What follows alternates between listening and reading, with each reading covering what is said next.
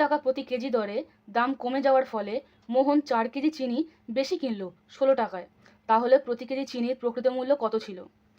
দেখুন এখানে কি বলছে, প্রতি কেজি চিনির দাম 2 টাকা করে কমে গেছে এবং তার ফলে মোহন 4 কেজি চিনি বেশি পেলো, 16 টাকা দিয়েই পেলো। তার মানে কি আগে 16 টাকায়ও যত কেজি চিনি পেতো তার থেকে 4 কেজি চিনি এবার বেশি পাচ্ছে। তাহলে চিনির প্রকৃত মূল্য কত ছিল? দেখুন আমি ধরে নেব প্রতি কেজি চিনির প্রকৃত মূল্য এক্স টাকা। ঠিক আছে, প্রকৃত মূল্য মানে আগের মূল্য ছিল এক্স টাকা। তাহলে দেখুন আগেও 16 টাকা নিশ্চয়ই কিছু অ্যামাউন্ট চিনি পাওয়া যেত এবং সেই অ্যামাউন্টটা বের করতে গেলে আমাকে কী করতে হবে, 16কে এক্স দিয়ে ভাগ করতে হবে। তাহলে আগে চিনির পরিমাণ কি হবে, 16কে এক্স দিয়ে ভাগ করতে হবে। এত কেজি মানে আগে যদি প্রতি কেজি চিনির দাম এক্স টাকা হতো আর 16 টাকা, তাহলে আমি কত কেজি চিনি পেতাম, 16/x। এবং এখন কি হয়েছে, 2 টাকা করে কমে গেছে প্রতি কেজি এবং এখন চিনির দাম পার কেজি কত হবে, x-2 টাকা। কারণ 2 টাকা কমে গেছে, তাহলে এখন চিনির দাম হচ্ছে প্রতি কেজি x-2 টাকা। তাহলে বর্তমানে চিনির পরিমাণ কি হয়ে যাবে, 16/x-2 টাকা। মানে প্রতি কেজি চিনির দাম যদি এখন x-2 টাকা হয়, তাহলে 16 টাকা আমি কত কেজি চিনি পেতে পারবো, সেটা হচ্ছে 16কে x-2 দিয়ে ভাগ করতে হবে, তাহলেই চলে আসবে। তাহলে দেখুন বর্তমানে চিনি বেশি পাওয়া যাচ্ছে নাকি আগে চিনি বেশি পাওয়া যেত? অবশ্যই বর্তমানে চিনি বেশি পাওয়া যাচ্ছে, কারণ চিনির দাম কমে গেছে এবং তারই ডিফারেন্স হলো এই 4 কেজি চিনি।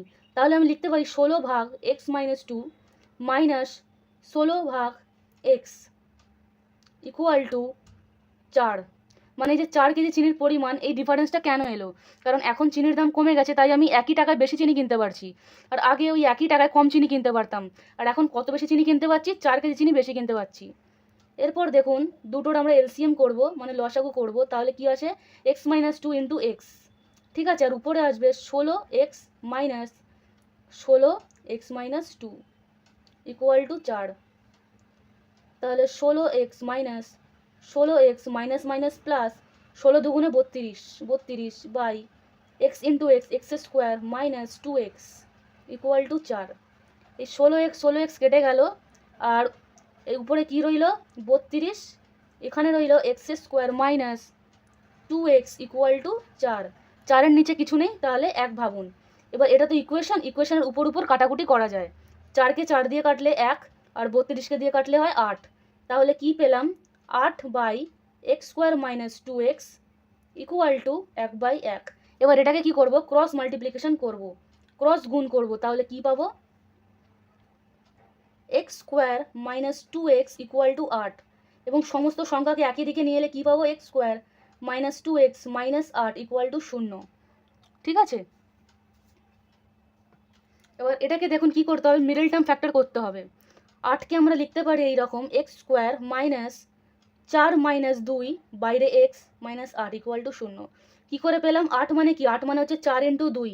এই 4কে যদি 2 থেকে মাইনাস করে দেন, মানে সাবট্রাক্ট করে দেন, তাহলে আমার কি আসছে, 2টা আসছে। এরকমভাবেই লিখতে হয় মিডল টার্ম ফ্যাক্টরে। তাহলে x² minus 4x minus minus plus 2x minus 8 equal to 0। ঠিক আছে, তাহলে এখানে কত পেলাম, এই দুটো থেকে আমি এক্সকে কমন নিতে পারি, তাহলে হলো x মাইনাস 4, আর এই দুটো থেকে আমি +2 কমন নিতে পারি, তাহলে x মাইনাস 4 ইকুয়াল টু 0। দেখুন ব্র্যাকেটের ভিতরে সেম নাম্বার এলো, তার মানে আমরা যেটা অঙ্কটা করছি তার প্রসেসটা একদম ঠিক হচ্ছে। x-4 কমন যাবে, তাহলে কি পাবো, ব্র্যাকেটে থাকবে এই x প্লাস এই 2, ব্র্যাকেটে থাকবে ইকুয়াল টু 0। এবার দেখুন x-4 ইকুয়াল টু 0 হয়ে যাবে, অথবা x প্লাস 2 ইকুয়াল টু 0 হবে। তাহলে এখান থেকে x এর ভ্যালু কী পেলাম, 4, আর এখান থেকে x এর ভ্যালু পেলাম -2। এবার দেখুন আমরা এক্সকে কী নিয়েছিলাম, এক্সকে নিয়েছিলাম প্রকৃত মূল্য কখনো নেগেটিভ আসতে পারে না। ঠিক আছে, তাহলে এটাই হবে x এর উত্তর। মানে প্রকৃত মূল্য হচ্ছে প্রকৃত মূল্য ছিল